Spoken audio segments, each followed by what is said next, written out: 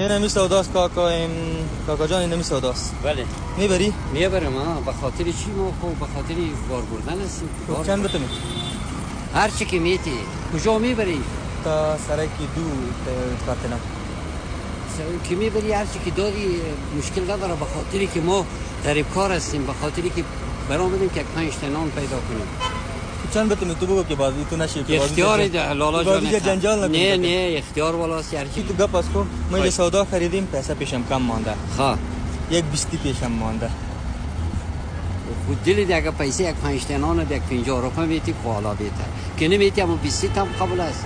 خدا بزرگ است. میفهم کاکا جان، جای دور است، اگر میداشتم برات میدادم. میبرم هر جایی که ببریم من میبرم. صحیح بیا کاکا. اول چی کار کنیم؟ اولا نور دادم. صحیح. میتونی کاکا؟ ان شاء الله. دلم جمع باشه سر. ای دوی قباشم میبرم گرفته. دوی قباشه میبرم. ماشاءالله ریش سفید است کاکا ام. اگر ریش سفید هستیم با ایمت و با غیرت هستیم. ماشاءالله. یک لقمه نان ما پیدا بکنیم در فامیل و مردممون. چقدر خوب، چقدر موی سفیدی نیست که ما خدا نخواسته هر چیز باشیم پای مونده باش. ماشاءالله. اینجا بان ما بسته میکنم که چی نشه نغلطه. صحیح. تا مسیری که میبری نغلطه. صحیح کاکا. این تخم کجا میمانی؟ تخم اینجا بان خو؟ نه میتونم که یک روز یک بار میبردم خو کاکا. خوش او بیچاره مرا میگه والا می بار تا محکم بسته کنم که بازو جه کدام جای نفته که با سرم تاوان نکنی. راست میگه یک نفرم تو بارش از پیشم افتید میگه سرم تاوان کرده.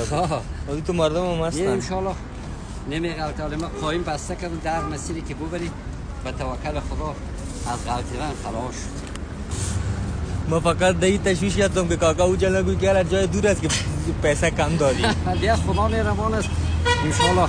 جنجال نکنی مقصد. نه جنجال نمیکنیم. آدم جنجال. خواهی بریم.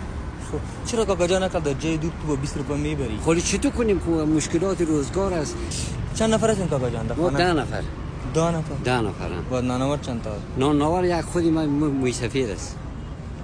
خودی من نانوار هستم. تا خودی نانوار. اولاد خورد هستن کلا؟ بچگاه ما 12 ساله 9 ساله اینو.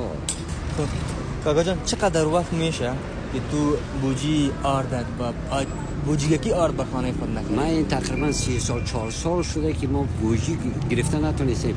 یک قدر بسیاری وقت چارک اگر کار کردیم یک نیم سیر بالا گرفته نتونستیم که ما در خانه برنج خوبیش یا آرد گرفته باشیم و در خانه برده باشیم. و زندگی تیر میشه. از زندگی تیر میشه. باز انسان در هر حال شکر بکشه. شک کاکا جان. انسان در هر حال شکر بکشه. کاکا جان جان تو که اقدر در خانه مشکلاتم داری نه؟ نه ما همی کل سودا را با خودت میتونم.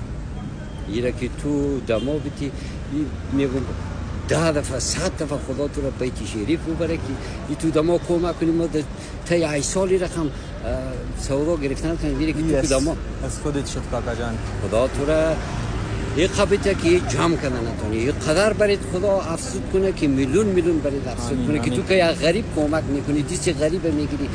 تو را خدا در یک جوانی سے بیخی عمرت اضافه کنه. تو را خدا بیتش. ولی فقط یک بغل بده دیگه مستقیم ببریم روز وقت خانه برسیم.